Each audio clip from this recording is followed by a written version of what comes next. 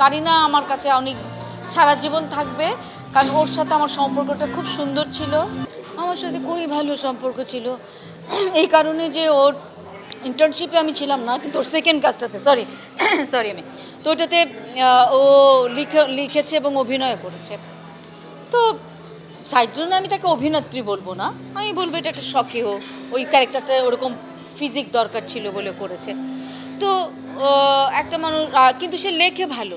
ওর আরেকটা কাজ আমি করেছি হইচইয়ের জন্য, একসাথে একলা, এই লাস্ট আমরা এই বছরের শুরুতে করে আসলাম। ও আমার মেয়ে আর ওর একসাথে লেখালেখিও করেছে। যখন 36 করা, তখন আমার মেয়ে ছিল লেখার কন্টেন্ট রাইটার হিসাবে। তখন থেকে ও আমাকে সবসময় বলে, আপনি ইয়ানার আম্মু, আপনি তো আমার আম্মু।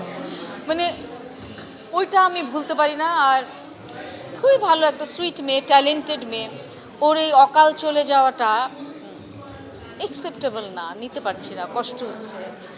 আর আমার পরে শুনলাম ভুল ট্রিটমেন্ট, এগুলি শুনলে না আরও ভালো লাগে না, কষ্ট হয়।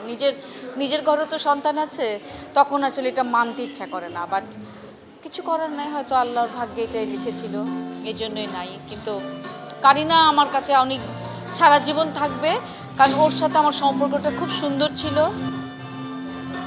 আমি আসলে ভুলবো না, মানে এটা হচ্ছে বড় কথা। মানে কারোর চলে যাওয়া এই বয়সে কারোর জন্যই কাম্য না।